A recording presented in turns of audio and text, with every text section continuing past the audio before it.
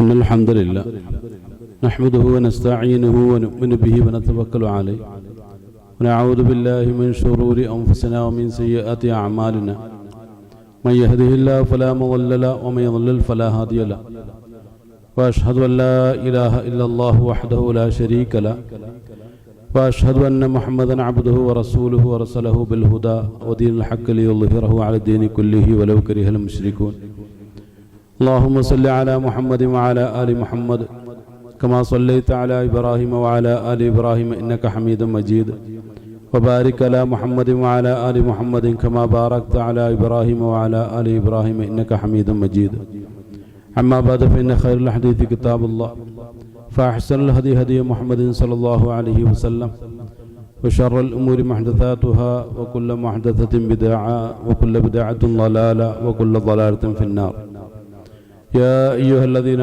آمنوا اتقوا الله حق تقاته ولا تموتن إلا وأنتم مسلمون أعوذ بالله من الشيطان الرجيم بسم الله الرحمن الرحيم الذين إذا أصابتهم مصيبة قالوا إنا لله وإنا إليه راجعون أولئك عليهم صلوات من ربهم ورحمة وأولئك هم المهتدون. പ്രിയങ്കരായ സഹോദരങ്ങളെ സഹോദരിമാരെ, അള്ളാഹുവിൻ്റെ കൽപ്പനകളെ ശിരസാവഹിച്ചുകൊണ്ട് ജീവിതത്തെ മുന്നോട്ട് നയിക്കണമെന്നും തഖ്വ ഉൾക്കൊണ്ട് ജീവിതത്തെ ചിട്ടപ്പെടുത്തണമെന്നും എന്നോട് നിങ്ങളോടും ആദ്യമായി ഉണർത്തുകയാണ്. അള്ളാഹുവിൻ്റെ കൽപ്പന നിർദ്ദേശങ്ങൾക്ക് അനുസൃതമായി ജീവിതത്തിൻ്റെ അവസാനം നിമിഷം വരെ കഴിച്ചു കൂട്ടുവാനും അവസാന നിമിഷത്തിൽ കലിമത്തു ഷഹാദ ഉച്ചരിച്ചുകൊണ്ട് അള്ളാഹുവിൻ്റെ അടുക്കലേക്ക് യാത്ര ചെയ്യാനുള്ള വലിയ സൗഭാഗ്യം നൽകി നമ്മെ ഏവരെയും അള്ളാഹു അനുഗ്രഹിക്കുകയും ചെയ്യുമാറാകട്ടെ. വിശുദ്ധ ഖുർആനിലെ രണ്ടാമത്തെ സൂറത്തായ സൂറത്തുൽ ബഖറയുടെ 156 ആയത്ത് 157 ആയത്തുകൾ നാം ഒന്ന് പരിശോധിച്ച് നോക്കിയാൽ അല്ലാഹു സുബ്ഹാനഹു തആല ഒരു വിഭാഗം ആളുകളെ അതിൽ പരിചയപ്പെടുത്തുന്നുണ്ട്. അല്ലാഹു പറയുന്നു, അല്ലദീന, ഒരു കൂട്ടം ആളുകൾ, ഇദാ അസ്വാബത്തുഹും മുസീബ, അവരെ ഏതെങ്കിലുമൊക്കെ മുസീബത്തുകൾ അവരെ പിടികൂടിയാൽ, അവരെ ബാധിച്ചാൽ, ഖാലു, അവർ പറയും, ഇന്നാ ലില്ലാഹി വ ഇന്നാ ഇലൈഹി റാജിഊൻ, നിശ്ചയമായും എല്ലാം അല്ലാഹുവിന് വേണ്ടിയിട്ടുള്ളതാണ്. വ ഇന്നാ ഇലൈഹി റാജിഊൻ, അവൻ്റെ അടുക്കലേക്കാണ് തങ്ങളുടെ മടക്കം എന്ന ആ ഒരു ശരിയായ യാഥാർത്ഥ്യത്തെ ഉൾക്കൊണ്ട് അതിനെ പ്രഖ്യാപിക്കുന്ന ഒരു വിഭാഗം ആളുകളെ കുറിച്ചാണ് അള്ളാഹു ഇവിടെ പരിചയപ്പെടുത്തിയിട്ടുള്ളത്. നമുക്കറിയാം, ഈരാറ്റുപേട്ടയെ സംബന്ധിച്ചിടത്തോളം എല്ലായിടത്തും ചർച്ച കഴിഞ്ഞ വെള്ളിയാഴ്ച രാത്രിയിൽ നമ്മെ ബാധിച്ച പ്രളയവുമായി ബന്ധപ്പെട്ട് അതിൻ്റെ കെടുതികളെ കുറിച്ചാണ്. കണക്കാക്കാത്തത്ര വലിയ നഷ്ടം ഈരാറ്റുപേട്ടയ്ക്ക് സമ്മാനിച്ചുകൊണ്ടാണ് ഈ ഒരു കെടുതി നമ്മളിലേക്ക് കടന്നു വന്നിട്ടുള്ളത്. പലപ്പോഴും വിശുദ്ധ ഖുർആനിൻ്റെ കാഴ്ചപ്പാടിലൂടെ നാം ഒന്ന് കണ്ണുപിടിച്ച് നോക്കിയാൽ അദാബുകൾ ഇറങ്ങുന്ന രാത്രിയിലാണ്. ആ നിലയ്ക്കുള്ള ഒരു അദാബാണോ നമ്മളിലേക്ക് ഇറങ്ങിയത് എന്നുള്ളൊരു പരിശോധന നമ്മൾ നടത്തേണ്ട ഒരു സന്ദർഭം കൂടിയാണ്. പ്രകൃതി ദുരന്തങ്ങൾ അതെപ്പോഴും സംഭവിച്ചുകൊണ്ടേയിരിക്കും. നമ്മുടെ നാട്ടിലല്ലെങ്കിൽ മറുനാടുകളിലായിരിക്കും, അല്ലെങ്കിൽ മറ്റുള്ള ഏതെങ്കിലും രാജ്യങ്ങളിലായിരിക്കും.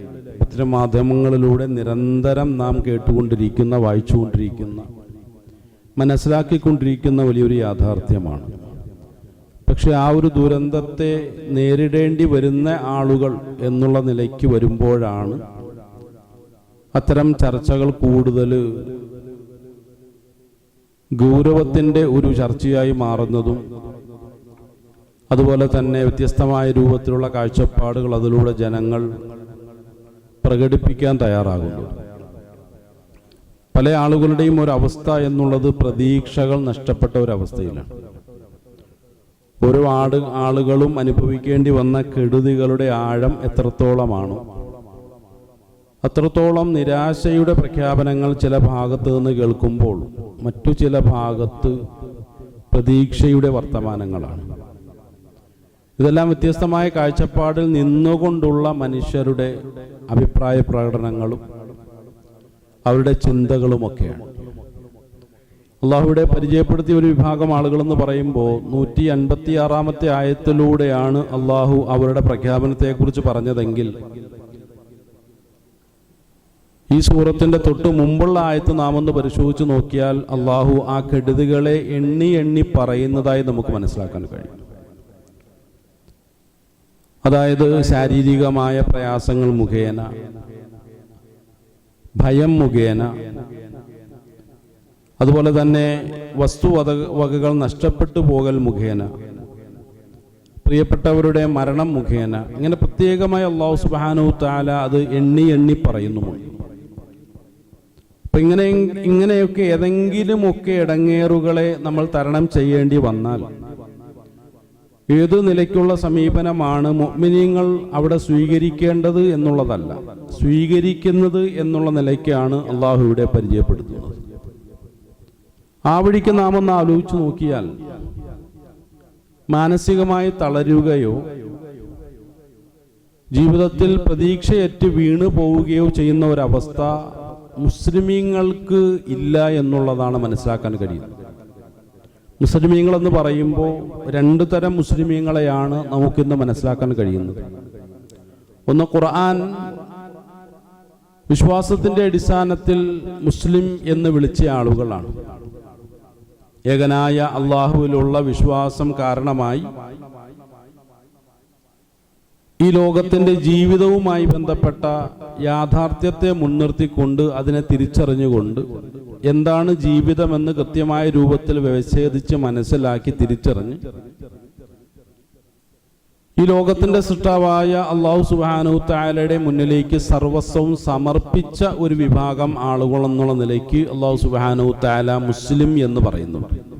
സൂറത്തുൽ അൻആമിലാണ് ആ രണ്ടായത്തുകളെ നമുക്ക് കാണാൻ കഴിയുന്നത്. പല ആവർത്തി നമ്മളത് വിശദീകരിച്ചിട്ടുള്ളതുമാണ്. 162, 63 ആയത്തുകളൊക്കെ പരിശോധിച്ചാൽ നമുക്കത് മനസ്സിലാക്കാൻ കഴിയും. അതേ അവസരത്തിൽ എന്തെങ്കിലുമൊക്കെ ഭൗതിക താല്പര്യങ്ങളെ മുൻനിർത്തിക്കൊണ്ട് ഇപ്പൊ ജനിച്ചത് ഒരു മുസ്ലിം മാതാപിതാക്കൾക്കാണെങ്കിൽ അതിൻ്റെ അടിസ്ഥാനത്തിൽ, അല്ലെങ്കിൽ ഏതെങ്കിലുമൊക്കെ സാഹചര്യങ്ങൾക്ക് അടിമപ്പെട്ടുകൊണ്ട് ഭൗതികമായ താല്പര്യങ്ങളെ മുൻനിർത്തിക്കൊണ്ട് ഭൗതികമായ ഒരു സാഹചര്യം തങ്ങൾക്ക് ആ നിലയ്ക്കൊക്കെ ആയതുകൊണ്ട് തങ്ങൾ മുസ്ലിമീങ്ങളാണ് എന്ന് പ്രഖ്യാപിക്കുന്ന ഒരവസ്ഥ സൂറത്തുൽ ഹുജറാത്തിന്റെ അവസാന ഭാഗത്താണ് അല്ലാഹു സുബ്ഹാനഹു തആല അത്തരം മുസ്ലിമീങ്ങളെ പരിചയപ്പെടുത്തുന്നത്. ഈ രണ്ട് മുസ്ലിമീങ്ങളെ കുറിച്ചും കൃത്യമായ രൂപത്തിൽ ഖുർആൻ വ്യത്യസ്തമായ രൂപത്തിൽ തന്നെ നമ്മെ പഠിപ്പിക്കുമ്പോൾ അതിലേത് മുസ്ലിമാണ് താൻ എന്ന് കൃത്യമായ രൂപത്തിൽ ഇവിടെ വിലയിരുത്തപ്പെടേണ്ടതുണ്ട്. അള്ളാഹുവിന് വേണ്ടി സർവസ്വവും സമർപ്പിച്ച ഒരു വ്യക്തിയാണ് ഞാനെങ്കിൽ അല്ലാഹു സുബ്ഹാനഹു തആല സൂറത്തുൽ അൻആമിൽ പറഞ്ഞതുപോലെ ഇബ്രാഹിം നബി അലൈഹി സ്വലാമയുടെ പ്രഖ്യാപനത്തോട് ചേർന്ന് നിൽക്കുന്ന ശരിയായ മുസ്ലിം എന്നുള്ള നിലയ്ക്കാണ് അവരെ മനസ്സിലാക്കാൻ കഴിയുന്നത്. ഇപ്പം ഞാനിവിടെ പരിശോധിക്കേണ്ടത് ഞാൻ ഏതുതരം മുസ്ലിമാണ്. ഈ ഒരു പ്രളയത്തിന്റെ കെടുതികളെ അഭിമുഖീകരിക്കേണ്ട സാഹചര്യം എനിക്കുണ്ടായിട്ടുണ്ടോ, അല്ലെങ്കിൽ ജീവിതത്തിൽ അത്തരം എന്തെങ്കിലുമൊക്കെ പ്രതിസന്ധികളിലൂടെ കടന്നു പോകേണ്ടി വന്നിട്ടുണ്ടോ? ആ സാഹചര്യത്തിൽ എൻ്റെ നിലപാടുണ്ടായിരുന്നു, അല്ലെങ്കിൽ ഇതുവരെ മനസ്സിലാക്കാൻ കഴിഞ്ഞിട്ടില്ലാത്ത പുതിയൊരു വിഷയമാണ് ഇത്, ഇന്നാണ് ഇതിനെക്കുറിച്ച് ഞാൻ മനസ്സിലാക്കിയത് എന്നുള്ള നിലയ്ക്കാണെങ്കിൽ അതൊരു പുതിയൊരു പഠനമാണ്. പുതിയ പഠനങ്ങൾ നമ്മുടെ ജീവിതത്തിലേക്ക് കടന്നു വരുമ്പോൾ അതിനെ മുൻനിർത്തിക്കൊണ്ട് എന്ത് നിലപാടുകൾ സ്വീകരിക്കണം എന്നുള്ളത് നമ്മുടെ വ്യക്തിപരമായിട്ടുള്ള ഒരു തീരുമാനമാണ്. അപ്പം ആ നിലയ്ക്കാണെങ്കിൽ നമ്മൾ മനസ്സിലാക്കേണ്ടത് അള്ളാഹുവിന് വേണ്ടി സർവസ്വം സമർപ്പിക്കുക എന്നുള്ളതാണ്. കാരണം ഞാൻ ആവശ്യപ്പെട്ടിട്ടല്ല അള്ളാഹു ഈ ഭൂമിയിലേക്ക് എന്നെ അയച്ചിട്ടുള്ളത്. അതിൻ്റെ പിന്നിൽ കൃത്യമായ ഒരു ആസൂത്രണമുണ്ട്. ഒരു ആസൂത്രണത്തിന്റെ ഭാഗമായി ആരുടെയോ തീരുമാനപ്രകാരം ഈ ഭൂമിയിലേക്ക് കടന്നു വന്ന ഒരു വ്യക്തിയാണ് ഞാനെങ്കിൽ എനിക്ക് എൻ്റെ വിഷയത്തിൽ യാതൊരു അധികാരവുമില്ല എന്നുള്ളതാണ്. എന്തെങ്കിലും ഒരു അധികാരം ഞാൻ എൻ്റെ വിഷയത്തിൽ ഞാൻ പ്രഖ്യാപിക്കുന്നുണ്ടെങ്കിൽ തന്നെ അത് സമ്പൂർണമായും തെറ്റാണ്. കാരണം ഒന്നിൻ്റെയും അധികാരം എൻ്റെ കയ്യിലല്ലല്ലോ. ഇപ്പൊ കഴിഞ്ഞ വെള്ളിയാഴ്ച പെയ്ത ആ ഒരു മഴ ഒരാളും ആഗ്രഹിച്ചൊരു മഴയായിരുന്നില്ല. അത് ശക്തമായിരുന്നു, അത് തീവ്രമഴ എന്നൊക്കെയാണ് പറയുക. ചിലപ്പോൾ ചെറിയ ചെറിയ മേഘവിസ്ഫോടനം എന്നൊക്കെ ചിലപ്പോൾ ശാസ്ത്രീയമായ രൂപത്തിൽ അതിനെ വിലയിരുത്തിയെന്ന് വരാം. ഇതാരും ആഗ്രഹിക്കുന്ന ഒരു കാര്യമല്ല. അതേസമയത്ത് ആ മഴയെ തുടർന്ന് ഉരുളുകൾ പൊട്ടുക ഇതാരും ആഗ്രഹിക്കുന്ന കാര്യമല്ല. അതിനെ തുടർന്ന് മലവെള്ളപ്പാച്ചിൽ നമ്മുടെയൊക്കെ വീടുകളിലേക്ക് നമ്മളുടെ ആരുടെയും അനുവാദമില്ലാതെ കടന്നു വരിക, നമ്മുടെ വീട്ടിലേക്ക് ആ മലിനജലം കടന്നു വന്ന് അതിൻ്റെ എല്ലാ അസ്വസ്ഥതകളും നമ്മൾ അനുഭവിക്കേണ്ടി വരിക, ഇതൊന്നും ആരും ആഗ്രഹിക്കുന്നതല്ലല്ലോ, സംഭവിച്ചു പോകുന്നതാണല്ലോ. അപ്പൊ ഇതിന്റെ പിന്നിലും ഒരു ആസൂത്രണമുണ്ട് എന്നുള്ളതാണ് നമ്മൾ അവിടെ മനസ്സിലാക്കേണ്ട വളരെ പ്രധാനപ്പെട്ട ഒരു തിരിച്ചറിവ്. ഞാൻ ഈ ഭൂമിയിലേക്ക് വന്നത് എൻ്റെ തീരുമാനപ്രകാരമല്ലെങ്കിൽ, എൻ്റെ വീട്ടിലേക്ക് കടന്നു വന്ന ആ ഒരു മലവെള്ളം എൻ്റെ അനുവാദത്തോടു കൂടിയല്ല കടന്നു വന്നതെങ്കിൽ ഇതിൻ്റെ രണ്ടിൻ്റെയും പിന്നിൽ ആസൂത്രണമുണ്ട്. ആ ആസൂത്രണത്തെയാണ് നമ്മൾ തിരിച്ചറിയേണ്ടത്. അതിൻ്റെ പിന്നിലുള്ള സൂത്രധാരനെയാണ് ഇവിടെ നമ്മൾ മനസ്സിലാക്കേണ്ടത്. അപ്പോൾ നമുക്ക് മനസ്സിലാക്കാൻ കഴിയും, ഒന്നും ഞാൻ ആഗ്രഹിക്കാതെ പലതും എൻ്റെ ജീവിതത്തിലേക്ക് കടന്നു വരാറുണ്ട്. പലപ്പോഴും അത് ദുഃഖത്തിന്റെ രൂപത്തിലായിരിക്കാം, പ്രയാസങ്ങളുടെ രൂപത്തിലായിരിക്കാം, അല്ലെങ്കിൽ ചിലപ്പോൾ സന്തോഷത്തിന്റെ രൂപത്തിലായിരിക്കാം. ഇതൊന്നും എൻ്റെ കൈകളിലല്ല എന്ന് ജീവിതത്തെ കൃത്യമായ രൂപത്തിൽ വിലയിരുത്തുന്ന ഓരോ വ്യക്തിക്കും തിരിച്ചറിയാൻ കഴിയും. പക്ഷെ അത് ഉൾക്കൊള്ളാൻ ഒരു മനുഷ്യൻ തയ്യാറാണോ എന്നുള്ളതാണ് ഇവിടുത്തെ പ്രധാനപ്പെട്ട ചോദ്യം. അതാണ് കാലഘട്ടം അല്ലെങ്കിൽ സാഹചര്യം ഇത്തരം ചില സന്ദർഭങ്ങൾ നമ്മളോട് ചോദിക്കുന്ന അർത്ഥവത്തായ ചോദ്യം എന്നുള്ളത്, ഇതിനെ ഉൾക്കൊള്ളാൻ നീ തയ്യാറാണ്? ഉൾക്കൊള്ളാൻ എനിക്ക് പ്രയാസമുണ്ട് എന്നാണെങ്കിൽ ജീവിതത്തിന് ശരിയായ ഉത്തരം കിട്ടാതെ ഇനിയും ജീവിതത്തിൽ പ്രയാസത്തോടു കൂടി ഒരുപാട് ദുഃഖത്തിൻ്റെയും പ്രയാസത്തിൻ്റെയും ആശങ്കകളുടെയും ഭാണ്ഡങ്ങളും നിന്റെ തലയിൽ വെച്ചുകൊണ്ട് ബഹുദൂരം സഞ്ചരിക്കേണ്ടതുണ്ട് എന്നുള്ളതാണ്. അതല്ല, ഇതിനെ തിരിച്ചറിയാൻ ഞാൻ തയ്യാറാണ്. ഇതൊന്നും എൻ്റെ തീരുമാനപ്രകാരമല്ല, എൻ്റെ താല്പര്യത്തിന്റെ അടിസ്ഥാനത്തിനുമല്ല. എങ്കിൽ ഇതിന്റെ പിന്നിലുള്ള ആ സൂത്രദായകൻ ആരാണ്? ഈ ആസൂത്രണത്തിന് പിന്നിലുള്ള നായകൻ ആരാണ്? അവിടെ നമുക്ക് തിരിച്ചറിയാൻ കഴിയും, ഞാൻ എൻ്റെ ജീവിതത്തെ എൻ്റെ സ്വന്തം തീരുമാനപ്രകാരമല്ലാതെ ഈ ലോകത്തേക്ക് ഞാൻ കടന്നു വന്നിട്ടുണ്ടെങ്കിൽ, എൻ്റെ ജന്മം, എൻ്റെ വളർച്ചാ ഘട്ടങ്ങൾ, ഇതൊന്നും എൻ്റെ സ്വതന്ത്രമായ തീരുമാനപ്രകാരമല്ല നടന്നിട്ടുള്ളതെങ്കിൽ, അതുപോലെ തന്നെ എൻ്റെ തീരുമാനങ്ങൾക്ക് കാത്തു നിൽക്കാതെ എൻ്റെ ജീവിതത്തിലേക്ക് കടന്നു വരുന്ന സകലമാന സംഗതികളുടെയും പിന്നിലുള്ള ഒരു ആസൂത്രണം, അതിൻ്റെ പിന്നിലുള്ള സൃഷ്ടാവിനെ ഞാൻ തിരിച്ചറിഞ്ഞേ പറ്റൂ. ഇപ്പൊ എന്ത് ചെയ്യണം? ആ സൃഷ്ടാവ് എന്നോട് ആവശ്യപ്പെടുന്നു, നിന്റെ ജീവിതത്തെ സമ്പൂർണമായും നീ എനിക്ക് സമർപ്പിക്കണം. നിന്റെ ചുറ്റോട് ചുറ്റും ഓരോരോ സംഭവങ്ങൾ നടമാടിക്കൊണ്ടിരിക്കുന്നു. ഒരു മലയും അത് പൊളിഞ്ഞു വീഴണം എന്നുള്ള താല്പര്യത്തോടുകൂടിയല്ല അവിടെ സൃഷ്ടിക്കപ്പെട്ടിട്ടുള്ളത്. പക്ഷെ എങ്കിലും അതെന്ത് ചെയ്യുന്നു? ചില അപകടങ്ങൾക്ക് വിധേയമാകുന്നു. അതെന്തിന്റെ അടിസ്ഥാനത്തിലാണ്? അതിനെ ആരാണോ രൂപപ്പെടുത്തിയിട്ടുള്ളത് ആ സൂത്രദായകന്റെ ആസൂത്രണം ചെയ്ത മഹത് വ്യക്തിത്വത്തിന്റെ തീരുമാനപ്രകാരമാണ്. അങ്ങനെയെങ്കിൽ അതുപോലെ നീയുമായി മാറണം. ഈ പ്രകൃതിയിലുള്ള ഓരോ സംഗതികളും എന്നെ പഠിപ്പിക്കുന്ന വലിയൊരു പാഠം അതാണ്. പ്രകൃതിയെ പോലെ, പ്രകൃതി സമ്പൂർണമായും മുസ്ലിമീങ്ങളാണ്. അത് വിശുദ്ധ ഖുർആൻ പ്രഖ്യാപിച്ചു കഴിഞ്ഞ ഒരു കാര്യമാണ്. അള്ളാഹു ഈ പ്രകൃതിയോടും പ്രപഞ്ചത്തോടും ചോദിച്ചു, നിങ്ങൾ സ്വമനസാൽ എന്നിലേക്ക് കീഴ്പ്പെട്ടു വരാൻ തയ്യാറാണോ? മുസ്ലിമായി വരാൻ തയ്യാറാണോ? അതല്ലോ ഞാൻ നിർബന്ധിക്കണോ എന്ന് ചോദിച്ചു. ഇപ്പൊ പ്രകൃതിയും പ്രപഞ്ചവും ഒന്നടങ്കം അടഞ്ഞു, പടച്ചവനെ നിന്റെ നിർബന്ധത്തിന് വിധേയരാകാൻ മാത്രമുള്ള കഴിവോ പ്രാപ്തിയോ ശക്തിയോ തങ്ങൾക്കില്ല. അതുകൊണ്ട് സ്വമനസാലെ ഞങ്ങൾ മുസ്ലിമീങ്ങളായി കടന്നു വരികയാണെന്ന് പറഞ്ഞുകൊണ്ട് എല്ലാം അള്ളാഹുവിന്റെ അടുക്കലേക്ക് മുസ്ലിമീങ്ങളായി കടന്നു വന്ന സന്ദർഭത്തെക്കുറിച്ച് വിശുദ്ധ ഖുർആൻ പല സന്ദർഭങ്ങളിലായി വ്യക്തമാക്കുന്നുണ്ട്. അതുപോലെ പ്രകൃതിയെ പോലെ പ്രപഞ്ചത്തെ പോലെ ഒരു മുസ്ലിമായി അള്ളാഹുവിന്റെ മുന്നിലേക്ക് സർവസ്വവും സമർപ്പിച്ച് കടന്നു വരാൻ നീ തയ്യാറാണോ എന്നുള്ള ഒരു ചോദ്യം ഖുർആൻ എന്നോട് ചോദിച്ചാൽ അതിനെന്താണ് ഒരു മറുപടി ഞാൻ കൊടുക്കുക എന്നുള്ളത്? അത് വെറുതെ വാക്കുകൾ കൊണ്ട് ഞാൻ പഠിച്ച ഭാഷയുടെ അടിസ്ഥാനത്തിൽ കൊടുക്കുന്ന ഒരു കേവല മറുപടിയല്ല, മറിച്ച് എൻ്റെ ജീവിതം കൊണ്ട് കൊടുക്കേണ്ട ഒരു മറുപടിയാണ്. ജീവിതം കൊണ്ട് ശരിയായ ആ ഒരു മറുപടി ഞാൻ കൊടുക്കുമ്പോൾ എൻ്റെ ജീവിതവുമായി ബന്ധപ്പെട്ട കാഴ്ചപ്പാടായിരിക്കണം. അതിനപ്പുറത്തേക്ക് പിന്നെ എനിക്കൊന്നും ചിന്തിക്കാൻ കഴിയില്ല, എനിക്ക് അഭിപ്രായ പ്രകടനം നടത്താനും കഴിയില്ല. ആ ഒരു അവസ്ഥയിലേക്ക് എന്ത് ചെയ്യണം? എൻ്റെ മാനസികാവസ്ഥയെ മൊത്തത്തിൽ ഞാനൊന്ന് മാറ്റണം. ഇവിടെ ചോദ്യം ഇതാണ്, ഞാൻ തയ്യാറാണോ? ഞാൻ എന്നോട് തന്നെ ചോദിക്കും. നിങ്ങൾക്ക് വേണമെങ്കിൽ നിങ്ങളോട് ചോദിക്കാം, തയ്യാറാണോ? സമ്പൂർണമായും ഈ പ്രകൃതിയും പ്രപഞ്ചവും അള്ളാഹുവിന്റെ മുന്നിൽ മുസ്ലിമീങ്ങളായതുപോലെ നീയും ഒരു മുസ്ലിം ആകാൻ തയ്യാറാണോ എന്ന് എന്നോട് ഖുർആൻ ചോദിച്ചാൽ അതേ തയ്യാറാണ് പടച്ചവനെ എന്നും ഞാൻ പറയാൻ തയ്യാറായാൽ അവിടെയാണ് ഈ ഒരു വിഭാഗം ആളുകളിലൂടെ അള്ളാഹു സുബ്ഹാനഹു വ തആല പരിചയപ്പെടുത്തുന്നത് ചില അവസരങ്ങൾ സ്വാബിരീങ്ങളായി മാറേണ്ടി വരും. ഒരു മുസ്ലിം എന്നുള്ളതിനപ്പുറം ചില സന്ദർഭത്തിൽ സമ്പൂർണമായും സമർപ്പിച്ചവൻ എന്നുള്ള നിലയ്ക്ക് സ്വാബിറായി മാറേണ്ടി വരും. എന്താണ് സ്വാബിർ എന്ന് പറഞ്ഞാൽ? നീയും പ്രകൃതിയും പ്രപഞ്ചവും ഒന്നടങ്കം മുസ്ലിമായ സ്ഥിതിക്ക് അള്ളാഹു എന്നോട് പറയുന്നു, മുസ്ലിമായ സ്ഥിതിക്ക് ഈ പ്രകൃതിയിലും പ്രപഞ്ചത്തിലും നിന്റെ ജീവിതത്തിൽ മാറ്റങ്ങൾ സംഭവിച്ചുകൊണ്ടേയിരിക്കും. ഇന്ന് ആധുനികരായിട്ടുള്ള പല നിരീക്ഷകരും അതിനെക്കുറിച്ച് പറഞ്ഞത് അത് ഒരു പ്രപഞ്ചത്തിന്റെ പ്രകൃതിയുടെ മനുഷ്യ ജീവിതത്തിന്റെ ഒരു നിയമം, ഒരു ലോ ആണ് എന്നാണ് പറയുക. ലോ ഓഫ് ഇംപെർമനൻസ് എന്നാണ് അതിനെക്കുറിച്ച് അവർ വിശദീകരിക്കുന്നത്.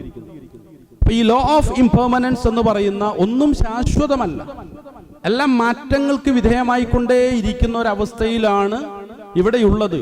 അതിലൊരു മാറ്റം വരുത്താൻ ഒരാളെ കൊണ്ടും സാധ്യമല്ല. അവിടെ എന്നോട് എൻ്റെ ശരീരം ചോദിക്കുന്നു, നീ ഒരു കൊച്ചു കുഞ്ഞായിരുന്ന അവസ്ഥയിൽ നിന്നും ഇന്ന് വളർന്ന് ഇത്രത്തോളം എത്തിയില്ലേ?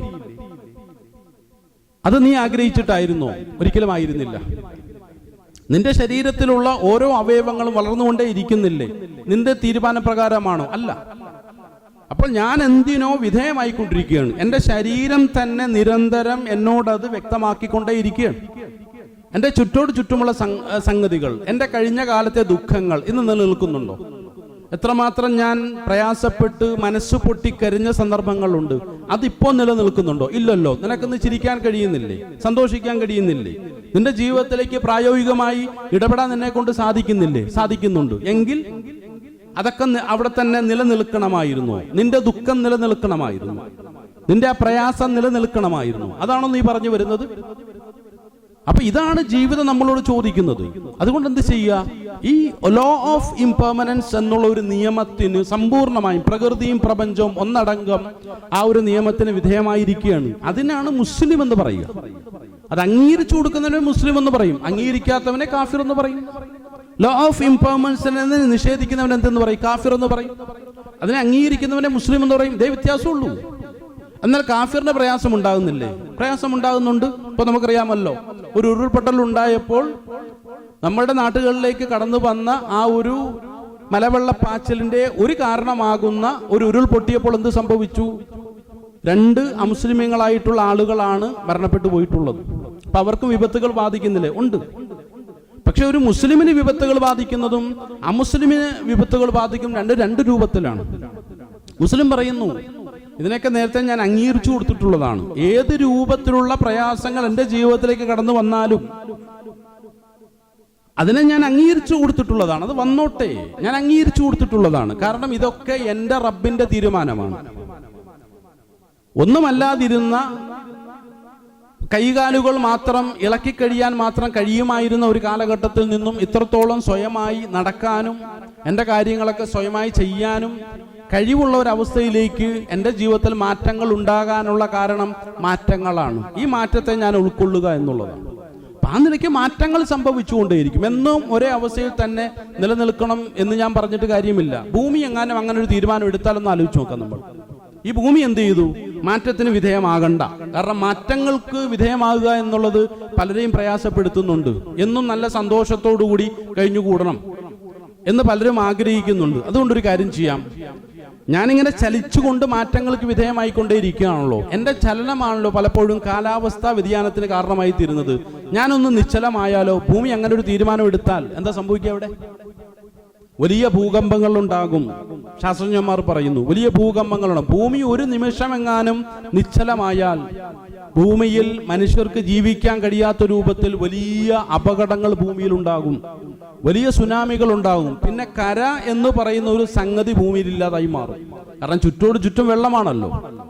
ഈ സമുദ്രമൊക്കെ നമുക്ക് എന്ത് ചെയ്യും? കരേ ഭാഗത്തേക്ക് ഇടിച്ചു കയറിയിട്ട് എല്ലാത്തിനെയും തകർത്ത് തരിപ്പണമാക്കി കളയും. മനുഷ്യൻ ഇവിടെ ജീവിത യോഗ്യമാകാത്ത ഒരവസ്ഥയിലേക്ക് സാഹചര്യങ്ങളൊക്കെ തച്ചുടയ്ക്കപ്പെടുമെന്നാണ് ശാസ്ത്രജ്ഞന്മാർ പറയുന്നത്. ഭൂമി എന്ത് ചെയ്യുന്നു? ഇല്ല. അള്ളാഹു എന്നോട് പറയുന്നത് മാറ്റങ്ങൾക്ക് വിധേയമാകാനാണ്. അപ്പൊ മാറ്റങ്ങൾക്ക് വിധേയമാകണം. സന്തോഷകരമായ ഒരു സാഹചര്യത്തിൽ നിന്നും ഒരു പ്രയാസകരമായ സാഹചര്യത്തിലൂടെ ഞാൻ എൻ്റെ ജീവിതത്തിൽ കടന്നു പോകേണ്ടി വരും. എന്ത് ചെയ്യണം? ഇതെന്റെ തീരുമാനമല്ല, ഇതെല്ലാം കൂടി ഏറ്റെടുക്കാൻ എന്നെ കൊണ്ട് കഴിയത്തുമില്ല. ഞാൻ എന്താ ചെയ്യേണ്ടത്? ഈ ആസൂത്രണത്തിന്റെ പിന്നിലുള്ള യഥാർത്ഥ നായകനായ റബ്ബ് സുബ്ഹാനഹു തആലയിലേക്ക് എന്നെ പണ്ടേ ഞാൻ സമർപ്പിച്ചു കഴിഞ്ഞു. ആ അള്ളാഹുവിലേക്ക് എൻ്റെ ഈ അനുഭവത്തെ ഞാനിതാ സമർപ്പിക്കുകയാണ്. അപ്പൊ അവിടെ എന്താ സംഭവിക്കുക? എൻ്റെ എല്ലാ ദുഃഖങ്ങളെയും, എൻ്റെ എല്ലാ ആവലാദികളെയും, എൻ്റെ എല്ലാ വേവലാദികളെയും ഞാൻ ഏകനായ എൻ്റെ ജീവിതത്തെ ആർക്ക് വേണ്ടിയിട്ടാണോ ഞാൻ സമർപ്പിച്ചിട്ടുള്ളത്, ആ പടച്ച തമ്പുരാനിലേക്ക് ഞാൻ സമർപ്പിക്കണമല്ലോ. ഇപ്പൊ വിശുദ്ധ ഖുർആനിൽ തൊട്ടു മുമ്പുള്ള ചില ആയത്തുകൾ അല്ലാഹു സുബ്ഹാനഹു വ തആല വ്യക്തമാക്കി എന്താണ്? അഊദു ബില്ലാഹി മിനശ് ശൈത്വാനിർ റജീം. യാ അയ്യുഹല്ലദീന ആമനു, മുഅ്മിനീങ്ങളെയാണ് സംബോധന ചെയ്തിട്ടുള്ളത്. യാ അയ്യുഹല്ലദീന ആമനു, മുഅ്മിനീങ്ങളെ, ഇസ്തഈനു, നിങ്ങൾ സഹായം തേടിക്കോളൂ. നിങ്ങൾ ഇസ്തിആനത്ത് തേടിക്കോളൂ, സഹായം തേടിക്കോളൂ. എന്തിന്റെ അടിസ്ഥാനത്തിലാ? ബിസ്വബർ, ക്ഷമയുടെ അടിസ്ഥാനത്തിൽ, സ്വബറിന്റെ അടിസ്ഥാനത്തിൽ. 2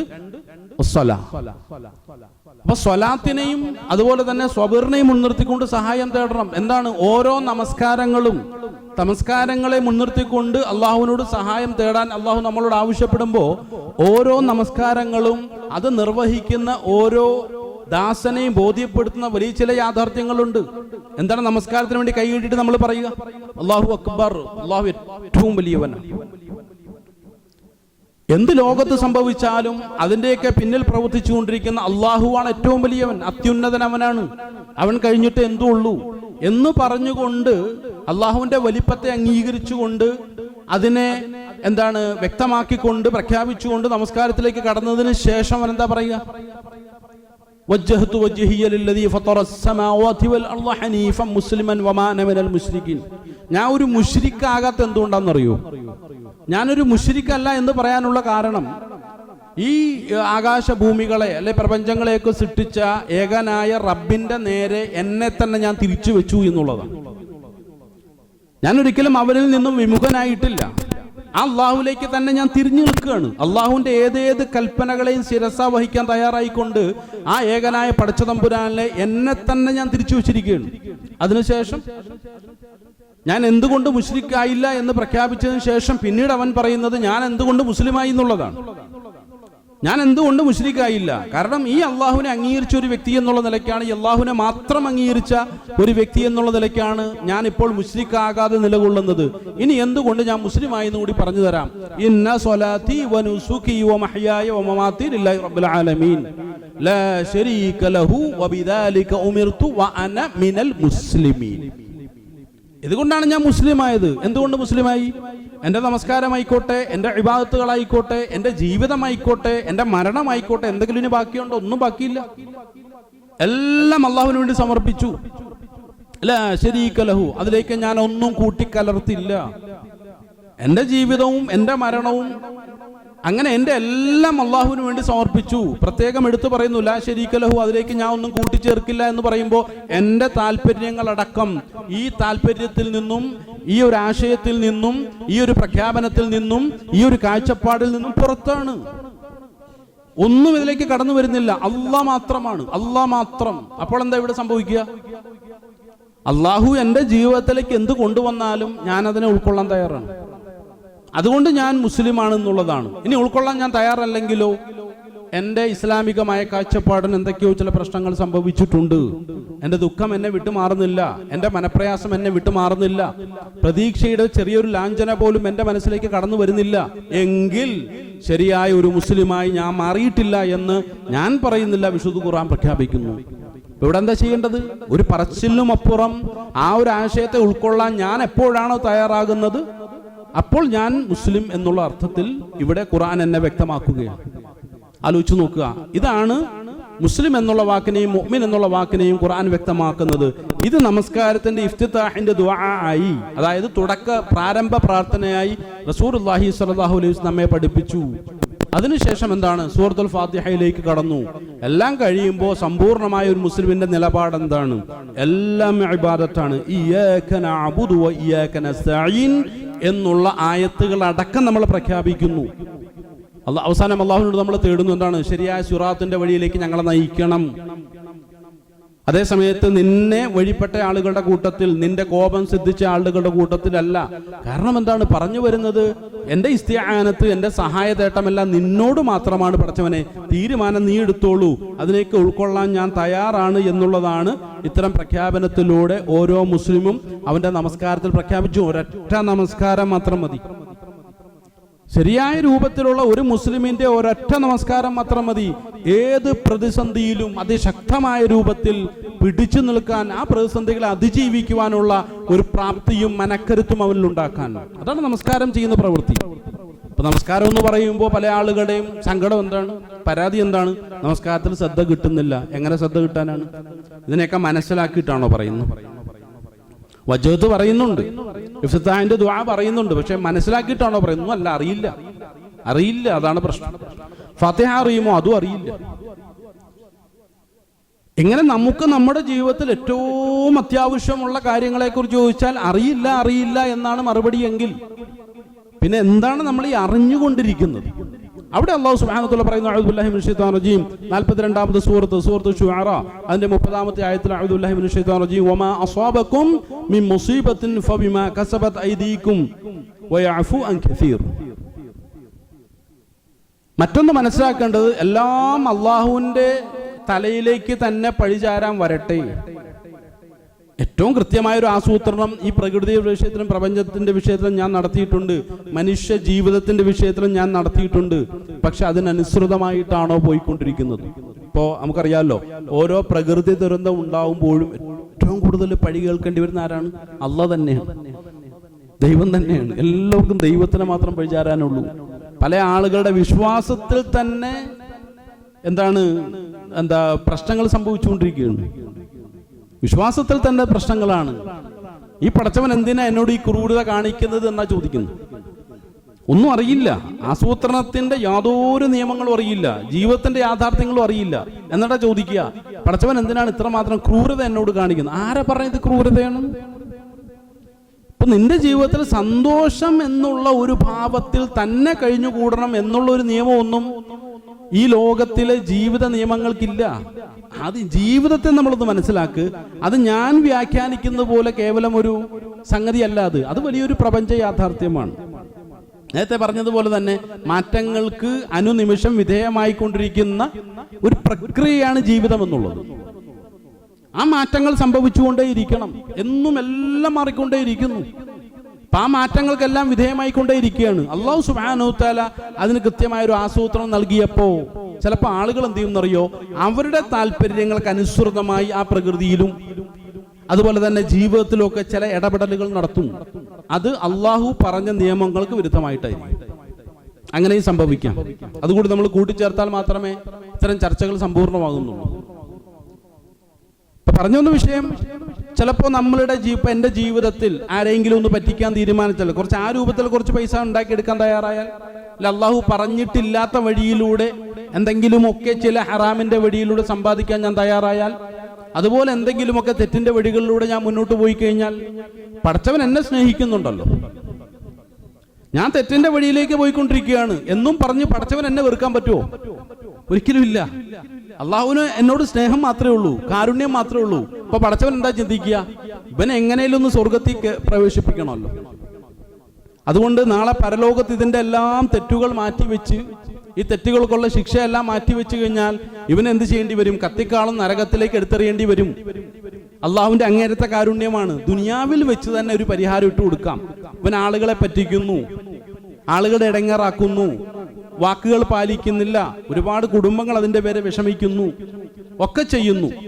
അപ്പോ പരലോകത്തേക്ക് വേണ്ടി ഇത് മാറ്റിവെച്ചാൽ ശരിയാകത്തില്ല. അള്ളാഹു കാരുണ്യവാനാണ്. അപ്പൊ അന്ന് എന്ത് ചെയ്യും? ആ പരലോകത്ത് അവനെ ബാധിക്കാൻ സാധ്യതയുള്ള തെറ്റുകുറ്റങ്ങൾ ഈ ദുനിയാവിൽ വെച്ച് തന്നെ ഇല്ലാതാക്കി കളയും. അതാണ് മനുഷ്യന്റെ കരങ്ങൾ കൊണ്ട് ചെയ്തുകൊണ്ടിരിക്കുന്ന തെറ്റുകുറ്റങ്ങൾക്ക് അള്ളാഹു സുബ്ഹാനഹു വ തആല ഈ ലോകത്ത് തന്നെ ചിലപ്പോൾ എന്ത് ചെയ്യും? പരിഹാരം ഇടും. അപ്പൊ ചിലപ്പോൾ എന്ത് ചെയ്യും? ഇപ്പൊ ഞാൻ ആളുകളെ പറ്റിക്കുന്ന ഒരു വ്യക്തിയാണെങ്കിൽ, ഏതെങ്കിലും വ്യക്തികളെ വഞ്ചിച്ചിട്ടുണ്ടെങ്കിൽ, ഏതെങ്കിലും കുടുംബങ്ങളെ മനപ്രയാസപ്പെടുത്തിയിട്ടുണ്ടെങ്കിൽ, അള്ളാഹു എന്റെ ജീവിതത്തിലെങ്കിൽ എന്ത് ചെയ്യും? ഒരു ഇടങ്ങേറ് കൊണ്ടുവന്ന് തരും. അതെന്നെ മാത്രം നേരെ ലക്ഷ്യം വെച്ചിട്ടായിരിക്കില്ല. എന്നിലേക്ക് ആ ഒരു ശിക്ഷ കൊണ്ടുവരുമ്പോ, അല്ലെങ്കിൽ നല്ലൊരു ശതമാനം ആളുകളും ആ ഒരു അവസ്ഥയിലാണെന്നുണ്ടെങ്കിൽ അള്ളാഹു എന്ത് ചെയ്യും? പരക്കെ ഒരു ശിക്ഷ ഇറക്കും. ഈ പരക്കെ ശിക്ഷ ഇറക്കുന്ന എന്തിനാണെന്ന് ചോദിച്ചാൽ അത് എൻ്റെ പരലോകത്തെ ഏറ്റവും നന്നാക്കാൻ വേണ്ടിയിട്ടാണ്, എൻ്റെ പാപങ്ങൾ പൊറുക്കാൻ വേണ്ടിയിട്ടാണ്. ഞാൻ എൻ്റെ ജീവിതത്തിൽ എന്ത് ഇടങ്ങേറുകൾ അനുഭവിച്ചാലും ഉറപ്പിച്ച് നമ്മൾ മനസ്സിലാക്കേണ്ട ഒരു കാര്യമാണ്. റസൂലുള്ളാഹി സ്വല്ലല്ലാഹു അലൈഹി വസല്ലം പല ആവർത്തി പല രൂപത്തിൽ ഈ ഒരു ആശയം നമ്മളിലേക്ക് എത്തിക്കാൻ ശ്രമിച്ചു. എന്താണത്? നമ്മുടെ ജീവിതത്തിൽ എന്ത് ബുദ്ധിമുട്ടുകളെ നമ്മൾ അഭിമുഖീകരിക്കേണ്ടി വന്നാലും അതിൻ്റെ പേരിൽ നമ്മുടെ പാപങ്ങൾ പൊറുക്കപ്പെടാതിരിക്കുന്നില്ല എന്നുള്ളതാണ്. ഒരു സഹാബിക്ക് പനി ബാധിച്ചു. ആ സഹാബി വലിയ മനപ്രയാസത്തിലാണ്, കടുത്ത പനിയാണ്. റസൂലുള്ളാഹി സ്വല്ലല്ലാഹു അലൈഹി വസല്ലം അദ്ദേഹത്തെ സന്ദർശിച്ചു. അദ്ദേഹം എന്ത് ചെയ്തു? കുറച്ച് പ്രതീക്ഷയില്ലാത്ത രൂപത്തിൽ സംസാരിച്ചു. റസൂലുള്ളാഹി സ്വല്ലല്ലാഹു അലൈഹി വസല്ലം പറഞ്ഞു, ഒരിക്കലും അങ്ങനെ പറയാൻ പാടില്ല, ഈ പനി നിനക്ക് അനുഗ്രഹമാണ്. കാരണം അല്ലാഹു സുബ്ഹാനഹു തആല നിന്റെ ഓരോ പാപങ്ങളും പുറത്തുകൊണ്ടേയിരിക്കുകയാണ്, ഓരോ പാപങ്ങളും പുറത്തുകൊണ്ടേയിരിക്കുന്നു. അതുപോലെ എന്തെങ്കിലുമൊക്കെ കെടുതികൾ അകപ്പെടുന്ന ആളുകളെ സംബന്ധിച്ചിടത്തോളം അത്രമാത്രം ഒന്നും അവന്റെ ജീവിതത്തിൽ ഇല്ല എങ്കിൽ അവനത് ആശ്വാസ്യകരമാണ്. കാരണം എന്താണെന്ന് ചോദിച്ചു കഴിഞ്ഞാൽ അതിന്റെ പേരിൽ അവന്റെ പാപങ്ങൾ പൊറുക്കപ്പെടുന്നു എന്നുള്ളതാണ്. ഇവിടെ അബൂ ഹുറൈറ റളിയല്ലാഹു അൻഹു റിപ്പോർട്ട് ചെയ്യുന്ന മറ്റൊരു ഹദീസ് നാം ഒന്ന് മനസ്സിലാക്കുക. അൻ റസൂലുള്ളാഹി സ്വല്ലല്ലാഹു അലൈഹി വസല്ലം ഖാല മൻ യുരിദില്ലാഹു ബിഹി ഖൈറൻ യുസ്ബു മിൻഹു. ഏതെങ്കിലും ഒരാൾക്ക് അള്ളാഹു എന്തെങ്കിലുമൊക്കെ ഒരു ഇടങ്ങേറ് ഉദ്ദേശിച്ചിട്ടുണ്ടെങ്കിൽ അതിന്റെ പിന്നിൽ ഉറപ്പായിട്ടും ഒരു അനുഗ്രഹം ഉണ്ടായിരിക്കും, ഒരു നന്മ ഉണ്ടായിരിക്കും എന്നുള്ളതാണ്. ഏതെങ്കിലും ഒരു വ്യക്തിയിൽ അള്ളാഹു നന്മ ഉദ്ദേശിച്ചുവെങ്കിൽ, അപ്പൊ എനിക്കൊരു ഇടങ്ങേറ് എന്നെ ബാധിച്ചിട്ടുണ്ടെങ്കിൽ അവിടെ എന്താ ഞാൻ ചിന്തിക്കേണ്ടത്? ഈ ഹദീസിനെ മുൻനിർത്തിക്കൊണ്ട്. കാരണം സഹീൽ ബുഖാരിയിൽ വന്നിട്ടുള്ള സഹിയായ ഒരു ഹദീസാണ്. ഈ ഹദീസിനെ മുൻനിർത്തി ഞാൻ എന്ത് മനസ്സിലാക്കണം? എൻ്റെ ജീവിതത്തിൽ ഒരു ബുദ്ധിമുട്ട് വന്നു, വലിയ നഷ്ടങ്ങൾ സംഭവിച്ചു, ഇടങ്ങേറുകൾ ഞാൻ അഭിമുഖീകരിക്കേണ്ടി വന്നു. ഹദീസ് എന്നോട് പറയുന്നു, റസൂലുള്ളാഹി എന്നോട് പറഞ്ഞു, നിന്നിൽ അള്ളാഹു നന്മ ഉദ്ദേശിച്ചിട്ടുണ്ട്. പ്രകടമായ രൂപത്തിൽ അതൊന്നും മനസ്സിലാക്കാനുള്ള കഴിവ് എനിക്കില്ല എന്നുള്ളതാണ്. അതിലൂടെ എന്തോ ഒരു നന്മ അള്ളാഹു എൻ്റെ ജീവിതത്തിൽ ഉദ്ദേശിച്ചിട്ടുണ്ട് എന്നാണ് മനസ്സിലാക്കാൻ കഴിയുന്നത്. അതുകൊണ്ട് പ്രിയമുള്ളവരെ നമ്മൾ മനസ്സിലാക്കുക. അതിനുശേഷം അള്ളാഹു സുബ്ഹാനഹു വ തആല പറഞ്ഞു, ഈ രൂപത്തിൽ ഏതെങ്കിലുമൊക്കെ ഇടങ്ങേറുകളെ നേരിടേണ്ടി വരുന്ന സന്ദർഭത്തിൽ ഇതൊക്കെ അള്ളാഹുവിൽ നിന്നുള്ളതാണ്. കാരണം എൻ്റെതായിട്ടൊന്നുമില്ല. ഈ നഷ്ടപ്പെട്ടു പോയി എന്ന് പറയുന്നതൊക്കെ അള്ളാഹ് എനിക്ക് തന്നതാണ്, അതല്ലാതെ എൻ്റെ കഴിവുകൊണ്ട് ഞാൻ ഉണ്ടാക്കിയെടുത്തതല്ല. അതാണ് ഒരു മുസ്ലിമിന്റെ കാഴ്ചപ്പാട്. എനിക്ക് അള്ളാഹ് തന്നതാണ്. ഈ തന്ന അള്ളാഹുവിന് ഇനിയും തരാൻ കഴിയില്ലേ? അവിടെ ആരെങ്കിലും സംശയിക്കുന്നുണ്ടോ? ഇത്രയും എനിക്ക് തന്ന അള്ളാഹ്ക്ക് ഇനി എനിക്ക് തരാൻ കഴിയില്ല എന്നുള്ള ഒരു ചിന്ത പൈശാചികമായ രൂപത്തിൽ അവന്റെ മനസ്സിനെ ബാധിച്ചിട്ടുണ്ടെങ്കിൽ തിരിഞ്ഞു ചിന്തിക്കുക. ഇത് പൈശാചികമായിട്ടുള്ള ഒരു പ്രേരണയാണ്, ഒരു വസ്വാസാണ്, ഒരു ദുർബോധനമാണ്. നിരന്തരം ഏതൊക്കെ അവസരങ്ങളാണോ എന്നെ നശിപ്പിക്കാനായിട്ടുള്ളത് ആ അവസരങ്ങളെ നോക്കി തക്കം പാർത്തിരിക്കുന്ന പിശാചിനെ ഞാൻ തിരിച്ചറിഞ്ഞേ പറ്റുള്ളൂ. അപ്പോൾ തന്നെ അഊദു ബില്ലാഹി മിനശ് ശൈത്വാനിർ റജീം പറഞ്ഞിട്ട് ഇൻഷാ അല്ലാഹ് എന്നിൽ നിന്നും എടുത്ത അല്ലാഹ് എനിക്ക് തരിക തന്നെ ചെയ്യുമെന്നുള്ള ഉറച്ച ഈമാനോടുകൂടി മുന്നോട്ട് പോകുന്നവരാണ് യഥാർത്ഥ മുസ്ലിമീങ്ങൾ. ആ ഒരു അവസ്ഥയിലേക്ക് നമ്മൾ മാറണമെന്നുള്ളത് അല്ലാഹു പറയുന്നു. വമാ അസ്വാബക്കും മിൻ മുസീബത്തിൻ. ഇവിടെ അല്ലാഹു സുബ്ഹാനഹു വ തആല പറഞ്ഞ മറ്റൊരു കാര്യം വയഅഫു അൻ കസീർ. അതായത് എന്തെങ്കിലുമൊക്കെ ഇടങ്ങേറുകൾക്കെല്ലാം അല്ലാഹു ഇവിടെ മറുപടി കൊടുക്കാൻ പോവുകയാണെന്നുണ്ടെങ്കിൽ, അപ്പോൾ മനുഷ്യൻ ചെയ്യുന്ന ഓരോരോ കാര്യങ്ങൾക്കും അല്ലാഹു സുബ്ഹാനഹു വ തആല ഭൂമിയിൽ തന്നെ ശിക്ഷ ഇറങ്ങാൻ തീരുമാനിച്ചിരുന്നുവെങ്കിൽ ഒരിക്കലും മനുഷ്യ കുലത്തെ തന്നെ ഇവിടെ കാണുവാൻ സാധ്യമല്ല. വയഅഫു അൻ കസീർ. അതിലധികവും അല്ലാഹു പുറത്തുകൊണ്ടേയിരിക്കുകയാണെന്ന് അല്ലാഹു പറഞ്ഞു. അപ്പൊ ഇത് ഖുർആൻ നമ്മൾ മനസ്സിലാക്കുക. ഹദീസിന്റെ ലോകത്തേക്ക് നമ്മൾ കടന്നു ചെല്ലുക.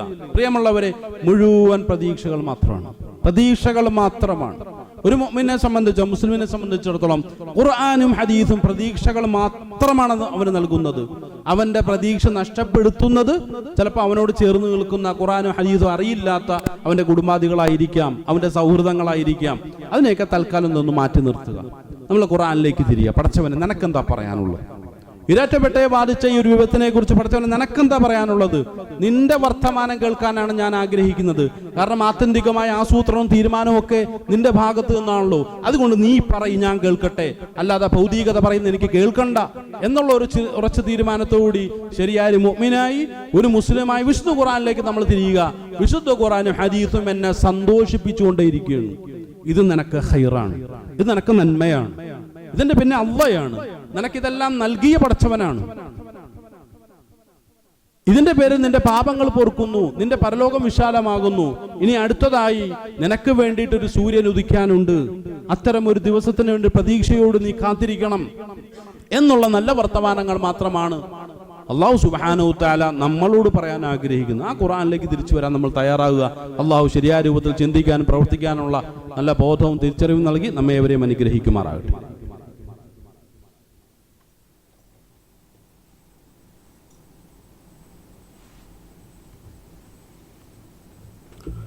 അൽഹംദുലില്ലാഹി റബ്ബിൽ ആലമീൻ അസ്സലാത്തു വസ്സലാമു അലാ അഷ്റഫിൽ മുർസലീൻ വഅലാ ആലിഹി വസഹ്ബിഹി അജ്മഈൻ അമ്മാ ബഅദ്. അല്ലാഹുവിൻ്റെ കൽപ്പനകളെ ശിരസാ വഹിച്ചുകൊണ്ട് ജീവിതത്തെ മുന്നോട്ട് നയിക്കണമെന്നും തഖ്വ കൊണ്ട് ജീവിതത്തെ ചിട്ടപ്പെടുത്തണമെന്നും രണ്ടാമതൊന്നുകൂടി ഉണർത്തുകയാണ്. അഊദു ബില്ലാഹി മിനശ് ശൈത്വാനിർ റജീം. ബിസ്മില്ലാഹിർ റഹ്മാനിർ റഹീം. ഉലൈക അലൈഹിം സ്വലവാത്തും മിർ റബ്ബിഹിം വറഹ്മ വഉലൈക ഹുമുൽ മുഹ്തദൂൻ. അള്ളാഹു പറയുന്നു, ഈ രൂപത്തിൽ ശരിയായ നിലപാടുകൾ സ്വീകരിക്കുന്ന ആളുകൾ എല്ലാം അള്ളാഹുവിനുള്ളതാണ്. എൻ്റെതായിട്ടൊന്നുമില്ല, എല്ലാം അള്ളാഹുവിൻ്റെ തീരുമാനം. അവൻ്റെ തീരുമാനത്തിന് ഞാൻ എൻ്റെ ജീവിതത്തെ ഒഴിഞ്ഞു വെക്കുകയാണ്. എൻ്റെ ജീവിതത്തിൽ ഇന്ന് പ്രയാസകരമായൊരു സാഹചര്യം എൻ്റെ എൻ്റെ ജീവിതത്തിലുണ്ടാക്കി. ഇതേ അള്ളാഹ് തന്നെയാണ് എൻ്റെ ജീവിതത്തിൽ വലിയൊരു മാറ്റമുണ്ടാക്കാൻ പോകുന്നത്. ഇപ്പം പലപ്പോഴും പ്രയാസങ്ങളിൽ കഴിഞ്ഞുകൂടുന്ന നമുക്ക് പെട്ടെന്ന് ഉൾക്കൊള്ളാൻ കഴിയാത്ത ഒരു വിഷയമാണ് ഇതെങ്കിലും ഇത് അള്ളാഹ് പറഞ്ഞ വിഷയമാണ്. ഇത് ഞാൻ പറയുന്ന വിഷയമല്ല. ഞാൻ പറയുന്ന വിഷയമാണെങ്കിൽ കേവലം ഇതൊരു ആശ്വാസവാക്കുകളാണ്. ഇദ്ദേഹത്തെ ചിലപ്പോൾ അത്രത്തോളൊന്നും ബാധിച്ചിട്ടുണ്ടാകത്തില്ല. അതുകൊണ്ട് ഇങ്ങനെ പറയുന്നതാണ്. അതാർക്കാ പറയാൻ കഴിയാത്തത്? പ്രിയമുള്ളവരെ, രണ്ടാമത്തെ സൂറത്തുൽ ബഖറ 157 ആയത്ത് പരിശോധിച്ചു നോക്കി. അല്ലാഹു സുബ്ഹാനഹു വ തആല പറയുന്നു, അങ്ങനെ പ്രതീക്ഷയോടുകൂടി ജീവിതത്തെ നോക്കി കാണുന്ന ആളുകൾ, എൻ്റെ ഖദറിനെ 100% ഉൾക്കൊള്ളാൻ തയ്യാറാകുന്ന ആളുകൾ, ഉലൈക അലൈഹിം സ്വലവാത്ത്, അവർക്കാണ് അനുഗ്രഹാശിസ്സുകൾ. അല്ലാഹു സുബ്ഹാനഹു വ തആല മുകളിൽ നിന്നും അനുഗ്രഹങ്ങൾ ഇറക്കിക്കൊണ്ടേയിരിക്കും. ഒന്ന് ആലോചിച്ചു നോക്കണം. നമ്മുടെ ഈരാറ്റുപേട്ടയെ കഴിഞ്ഞ വെള്ളിയാഴ്ച രാത്രിയിൽ ബാധിച്ച ആ ഒരു ദുരിതത്തെ തുടർന്ന്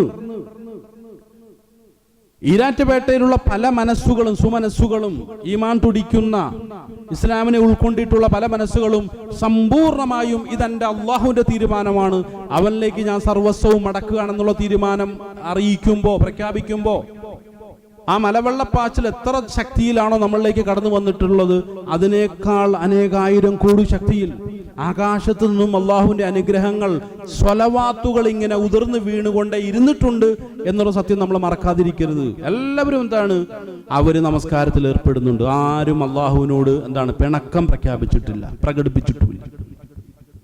ഇത്രമാത്രം ദുരിതത്തിന്റെ വേളയിലും അന്നത്തെ സുബഹി ഒന്ന് ആലോചിച്ച് നോക്കണം. അന്ന് രാത്രിയിൽ ഉറങ്ങിയിട്ടില്ല ആരും. എന്നിട്ടും അന്നത്തെ സുബഹിയിൽ അല്ലാഹു സുബ്ഹാനഹു തആല മുന്നിൽ കൈ കെട്ടി നിന്നിട്ട്, പടച്ചവനെ, എൻ്റെ ജീവിതത്തെ സമ്പൂർണ്ണമായി നിനക്ക് വേണ്ടി ഞാൻ സമർപ്പിച്ചിരിക്കുകയാണെന്ന് പറഞ്ഞുകൊണ്ട് സുജൂദിൽ കിടന്നിട്ട് പറഞ്ഞ അള്ളാഹുവിനോടുള്ള ദേഷ്യ പ്രകടനമായിരുന്നില്ല.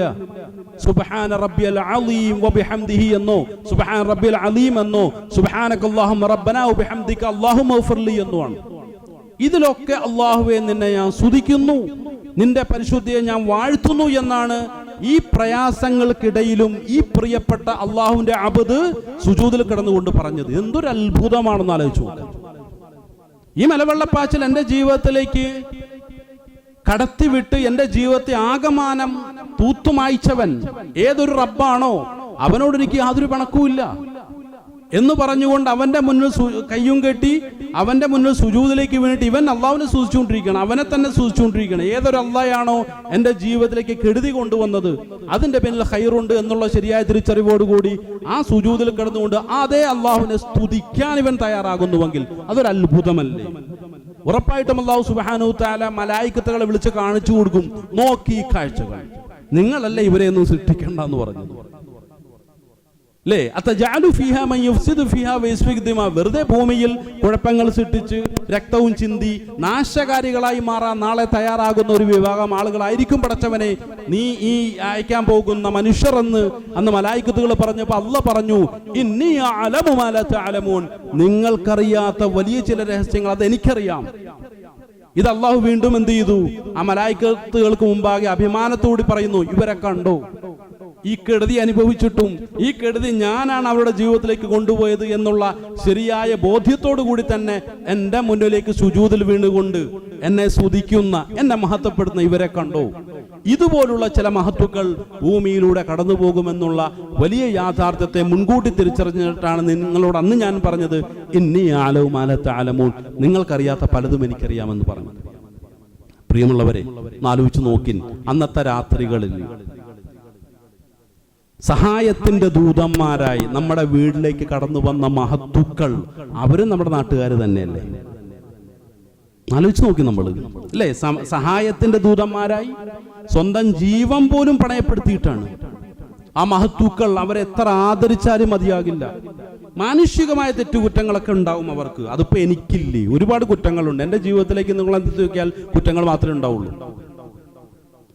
അതുപോലെ മാനുഷികമായ ചില തെറ്റുകുറ്റങ്ങൾ പല ആളുകളുടെയും ഭാഗത്തുണ്ടായേക്കാം. പക്ഷേ അന്നത്തെ രാത്രി നമ്മളെ പഠിപ്പിച്ചു, ഇനി ഒരാളെയും ദേഷ്യത്തോടുകൂടി വെറുപ്പോടുകൂടി എന്തെങ്കിലുമൊക്കെ തെറ്റായിട്ടുള്ള ഭാവത്തോട് നീ നോക്കരുത് എന്ന് അന്നത്തെ രാത്രി എന്നെ പഠിപ്പിച്ചു എന്ന് നമുക്ക് പറയേണ്ടി വരും. ഒരാളെയും കുറ്റപ്പെടുത്താൻ പാടില്ല. കാരണം ജീവനോട് മല്ലടിച്ചുകൊണ്ട് ജീവിതത്തോട് വെപ്രാളപ്പെട്ടുകൊണ്ട് കഴിഞ്ഞുകൂടിയ പല ആളുകളെയും സമാധാനത്തിന്റെ മാലാഖമാരെ പോലെ അല്ലെ, രക്ഷയുടെ മാലാഖമാരെ പോലെ കടന്നു വന്നിട്ട് അവർ രക്ഷിച്ചു. സ്വന്തം ജീവൻ പണയപ്പെടുത്തിയിട്ടാണ്. അവർ മറ്റുള്ള നാടുകളിൽ നിന്ന് വന്നവരൊന്നും അല്ലല്ലോ, നമ്മുടെ നാട്ടുകാർ തന്നെയല്ലേ. അഭിമാനിച്ചുകൂടെ നമുക്ക്? നമ്മുടെ നാട്ടിൽ നന്മ അവശേഷിക്കുന്നുണ്ട്. അതിന്റെ ചെറിയ ചെറിയ അസ്വസ്ഥത അവിടെ ഇടുന്ന ചിലപ്പോൾ നമ്മൾ കണ്ടെന്ന് വരാം. പക്ഷെ എന്നാലും വലിയൊരു നന്മയുടെ നാടാണ് നമ്മുടെ നാട്, ഇല്ലേ? നമ്മൾ ആലോചിച്ച് നോക്കുക. പത്രമാധ്യമങ്ങൾ ചർച്ച ചെയ്യുന്നു, കേരളം മുഴുക്കെ ചർച്ച ചെയ്യുന്നു. എന്താണ് അവിടെ ഒരു ദുരിതാശ്വാസ ക്യാമ്പുകൾ തുറന്നിട്ടില്ല? എന്തുകൊണ്ട് ഈരാറ്റുപേട്ടയിൽ ഒരു ദുരിതാശ്വാസ ക്യാമ്പ് പോലും തുറന്നിട്ടില്ല? അവിടുത്തെ മുനിസിപ്പാലിറ്റിയുടെ പ്രശ്നമാണോ? ഗവൺമെന്റിന്റെ പ്രശ്നമാണോ? സത്യം തിരിഞ്ഞറിയപ്പോൾ ആളുകൾ അത്ഭുതപ്പെടുകയാണ്. ഇങ്ങനെ ഒരു നാടോ? സ്നേഹത്തിന്റെ, സഹകരണത്തിന്റെ, സഹാനുഭൂതിയുടെ. സ്വന്തം സഹോദരൻ പ്രയാസപ്പെടുമ്പോൾ അതിൽ സന്തോഷിച്ച് മാറി നിൽക്കുന്ന ഒരു വിഭാഗം ആളുകളല്ല, ഗതികെട്ട ഒരു വിഭാഗമല്ല, മറിച്ച് ഒരു ദുരിതാശ്വാസ ക്യാമ്പിലേക്ക് പോലും ഒരാളെയും പറഞ്ഞുവിടാൻ അനുവദിക്കാത്ത ബന്ധുത്വത്തിന്റെ ഏറ്റവും സുന്ദരമായ മുഖം നമ്മൾ കണ്ട നാടാണ്. സൗഹൃദത്തിന്റെ ഏറ്റവും സന്തോഷത്തിന്റെ അവസരം കണ്ടെത്തിയ ഒരു നാടാണ്. അങ്ങനെയുള്ള എല്ലാ ബന്ധങ്ങളുടെയും എല്ലാ നല്ല മുഖങ്ങളും ഭാവങ്ങളും ഏറ്റവും നല്ല രൂപത്തിൽ അത് വിടർന്ന അതിന്റെ പരിമളം പരത്തിയ ചില നാളുകളായിരുന്നു. എന്തിന് അതിലുള്ള തെറ്റുകുറ്റങ്ങൾ മാത്രം നമ്മൾ കണ്ടെത്തണം? എന്തിന് അതിലുള്ള പോരായ്മകളിലേക്ക് മാത്രം നമ്മൾ വിരൽ ചൂണ്ടണം? നന്മകളെ കണ്ടെത്തിക്കൂടെ? അങ്ങനെ കുറേയധികം നല്ല നല്ല ചിന്തകളെയും കാഴ്ചപ്പാടുകളെയും വീണ്ടും നമ്മൾ ഊട്ടിയുറപ്പിക്കുന്നതിന് വേണ്ടി നമ്മളിലേക്ക് വന്ന ഒരു സംഭവമാണിതെങ്കിൽ ഇൻഷാ അല്ലാഹ് രണ്ട് കൈ നീട്ടി സ്വീകരിക്കാൻ നമ്മൾ തയ്യാറാവുക. ഒരു മുഅ്മിനായിക്കൊണ്ട്, ഒരു മുസ്ലിമായിക്കൊണ്ട് ഇൻഷാ അല്ലാഹ് വലിയ മാറ്റങ്ങൾ നമ്മുടെ ജീവിതത്തിൽ അള്ളാഹു ഉണ്ടാക്കും. അള്ളാഹു സുബ്ഹാനഹു തആല കെടുതികൾ അനുഭവിക്കുന്ന മുഴുവൻ ആളുകൾക്കും അർഹമായ പ്രതിഫലം കൊടുത്ത് അനുഗ്രഹിക്കുമാറാകട്ടെ. അവരുടെ എല്ലാ ദുഃഖങ്ങളെയും അള്ളാഹു സുബ്ഹാനഹു ദൂരീകരിക്കുമാറാകട്ടെ. ഇതിന് പകരം വലിയ പരിഹാരം ഇരട്ടിയായി അള്ളാഹു സുബ്ഹാനഹു തആല അവരുടെയൊക്കെ ജീവിതത്തിൽ കൊടുത്ത് അവരെ സന്തോഷിപ്പിക്കുമാറാകട്ടെ. നമ്മൾ ഇന്ന് വന്നുപോയിട്ടുള്ള വലുതും ചെറുതുമായ മുഴുവൻ പാപങ്ങളെയും അള്ളാഹുവിന്റെ മഹത്തായ ഫദ്ല് കൊണ്ട് വിട്ടുകൊടുത്ത് മാപ്പാക്കി തരുമാറാകട്ടെ. രണ്ട് ദുആ വസിയത്തുണ്ട്. രോഗശയ്യയിൽ രണ്ട് രോഗികൾ കഴിഞ്ഞുകൂടുന്നു. ഒരു പൊള്ളലേറ്റ ഒരു യുവതി വലിയ പ്രയാസത്തിൽ ജീവിതത്തിലൂടെ മല്ലിട്ടുകൊണ്ടിരിക്കുകയാണ്. അല്ലാഹു സുബ്ഹാനഹു തആല ആ സഹോദരിയുടെ എല്ലാ പ്രയാസങ്ങളെയും നീക്കി വളരെ ശക്തമായ ജീവിതത്തിലേക്ക് തിരിച്ചു വന്ന് നല്ല ഇബാദത്തുകളൊക്കെ നിർവഹിച്ച് നല്ല ആഫിയത്തോട് തിരിച്ചുവിടാനുള്ള നല്ല തൗഫീഖ് കൊടുത്ത് ആ സഹോദരി അള്ളാഹു അനുഗ്രഹിക്കുമാറാകട്ടെ. അതുപോലെ തന്നെ ഒരു സഹോദരൻ ഈ പറഞ്ഞ പോലെ വലിയ പ്രയാസത്തിലാണ്. അള്ളാഹു അദ്ദേഹത്തിൻ്റെയും എല്ലാ ശാരീരികമായ പ്രയാസങ്ങളും ദൂരീകരിച്ച് എല്ലാ ബുദ്ധിമുട്ടുകളും പ്രയാസങ്ങളും മാറ്റി ജീവിതത്തിലേക്ക് തിരിച്ചു വരാനുള്ള നല്ല തൗഫീഖ് കൊടുത്ത് അള്ളാഹു ആ രണ്ടുപേരെയും അനുഗ്രഹിക്കുമാറാകട്ടെ. പെട്ടെന്നുള്ള മരണങ്ങളിൽ നിന്നും മാരകമായ രോഗങ്ങളിൽ നിന്നും എല്ലാവിധ എല്ലാ മുസീബത്തുകളിൽ നിന്നും അള്ളാഹു നമ്മളെ നമ്മുടെ കുടുംബത്തിലുള്ള നാട്ടിലുള്ള മുഴുവൻ ആളുകളെയും കാത്തുരക്ഷിച്ച് അനുഗ്രഹിക്കുമാറാകട്ടെ. നമ്മളിന്ന് മരണപ്പെട്ടു പോയിട്ടുള്ള മുഴുവൻ ആളുകളുടെയും ഖബറുകളെ അള്ളാഹു വിശാലമാക്കുകയും മഗ്ഫിറത്തും റഹ്മത്തും കൊടുത്ത് അവരെയൊക്കെ അനുഗ്രഹിക്കുകയും ചെയ്യുമാറാകട്ടെ. പെട്ടെന്നുള്ള മരണങ്ങളിൽ നിന്നും മാരകമായ രോഗങ്ങളിൽ നിന്നെല്ലാം അള്ളാഹു നമ്മളെല്ലാവരെയും കാത്തുരക്ഷിച്ച് അനുഗ്രഹിക്കുമാറാകട്ടെ. മുസ്ലിം ലോകത്തെ അള്ളാഹു അനുഗ്രഹിക്കുമാറാകട്ടെ. നഷ്ടപ്പെട്ട ഇസ്സത്തിനെ ഖുർആന്റെ ഹദീസിന്റെ വഴിയിലൂടെ തിരിച്ചു പിടിക്കാനുള്ള തൗഫീഖും താഖത്ത് കൊടുത്ത് മുസ്ലിം ലോകത്തെ അള്ളാഹു അനുഗ്രഹിക്കുമാറാകട്ടെ. അല്ലാഹു മഗ്ഫിർ ലിൽ മുഅ്മിനീന വൽ മുഅ്മിനാത്ത് വൽ മുസ്ലിമീന വൽ മുസ്ലിമാത്ത് വൽ അഹ്യാഇ മിൻഹും വൽ അംവാത്ത് റബ്ബനാ ആതിനാ ഫിദ് ദുനിയ ഹസന വഫിൽ ആഖിറതി ഹസനത വഖിനാ അദാബന്നാർ ആമീൻ ബിറഹ്മതിക യാ അർഹമർ റഹീമീൻ. അൽഹംദുലില്ലാഹി റബ്ബിൽ ആലമീൻ.